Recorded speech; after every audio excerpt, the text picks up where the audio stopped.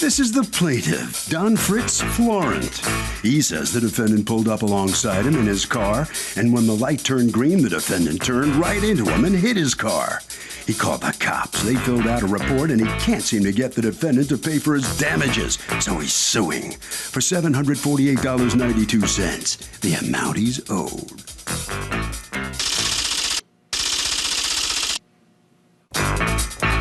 This is the defendant, Howard Morris. He says the plaintiff drives up to him one night, rolls down his window and says, "Our cars hit one another." He was like, "Huh?" All he was doing was waiting at a light, and next thing he knows, he's been asked to pony up $200 in cash on the spot. He refused because this is a scam, man, and he's not going to be played by anyone.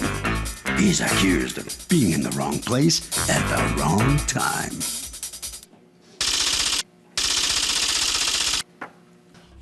Be seated. Come to order, miss.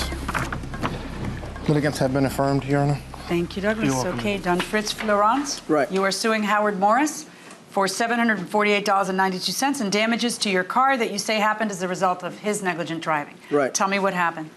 Okay, on December 7, 2011, I was on Gray Rock and Trestle Boulevard. I was at a red light, the right-hand lane. Okay, come on over here. Does this look right, this sketch here? Yes, that's right, that's correct. Okay, why don't you come over here, pick a car you want to be, and pick a car you want him to be, and show me with the cars how it happened.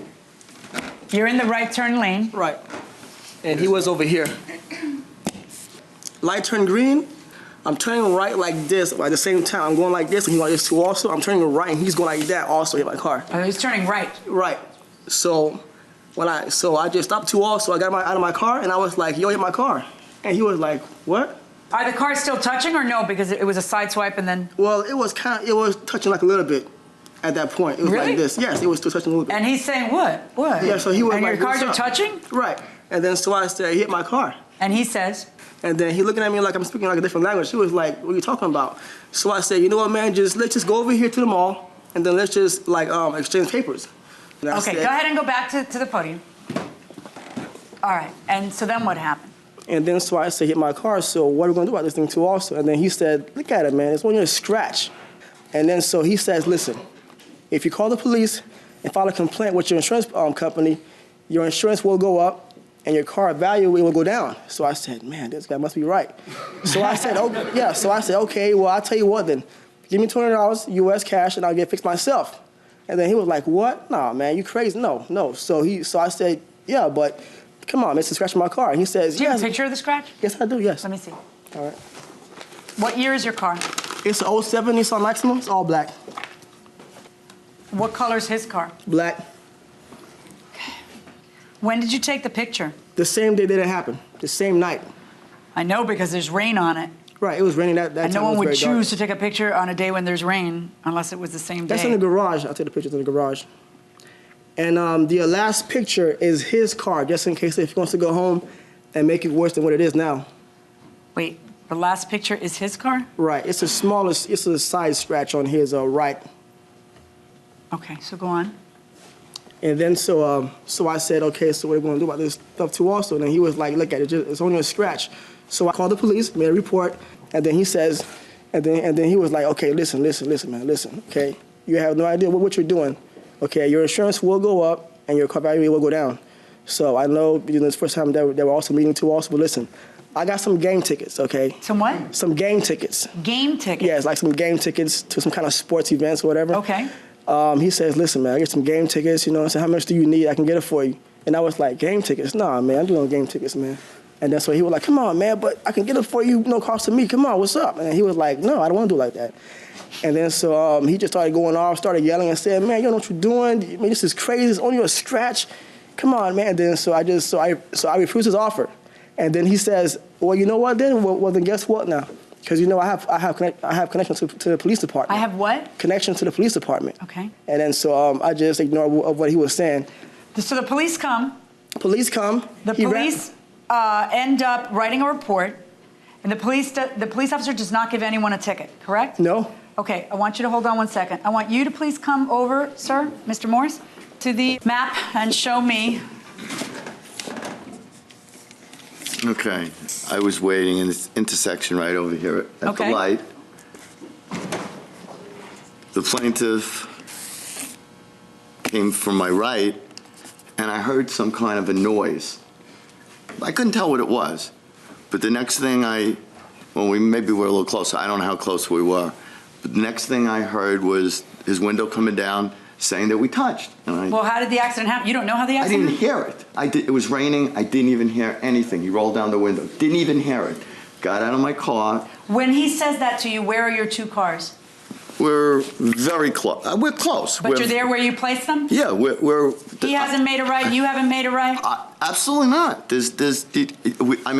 No rights, no turns, no nothing. As far as I never saw him until his window went down. I just heard a noise. I'm looking forward. Do you have pictures of the damage to your car? No, but I have. He does. I have reports. I got out. I looked at the damage. Wait, what report? I have some damage on my car. Right, I know. Do you have pictures of it? No, but I have an estimate on it. I didn't take what is the pictures of it. estimate for the damage to your car? Yes, well, I got out of the car and What is the estimate for the damage to your car? How much is it? Approximately $1,200. $1,200. Right. And you did not feel $1,200 to your car and $700 to his car. You did not feel it. Absolutely not. And the reason for that was basically, I don't know, I haven't seen the picture. There was no damage to it. I couldn't see one mark on his car.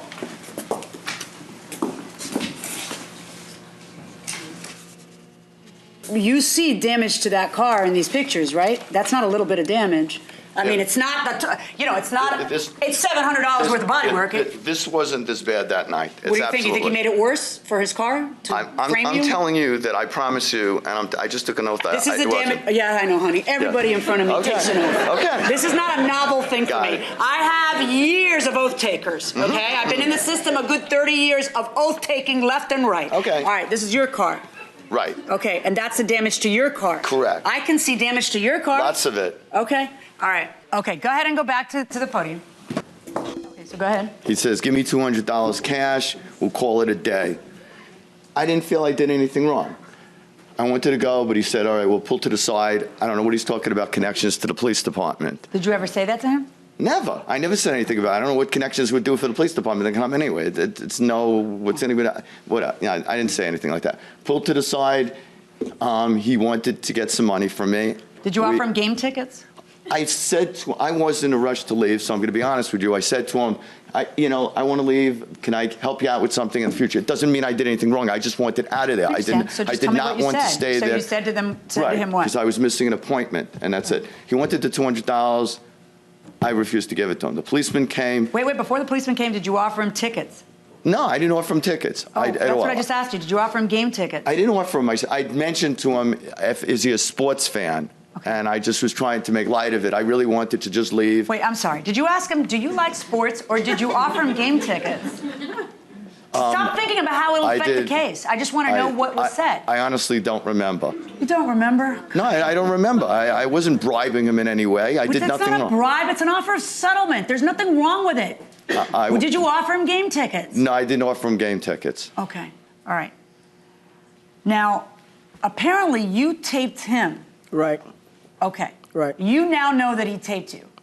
No, I had no idea that he was taping me. No, I know at the time you had no idea. But how did you learn that he had taped you?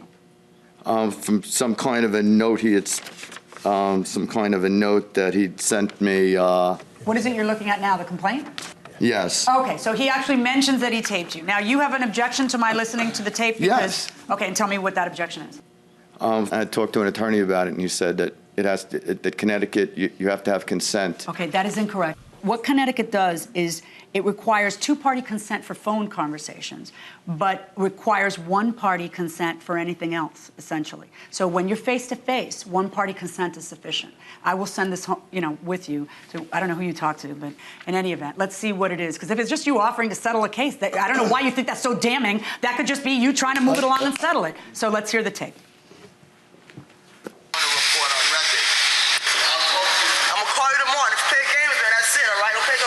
Also, man, I'm gonna call you tomorrow. I'll be honest with you.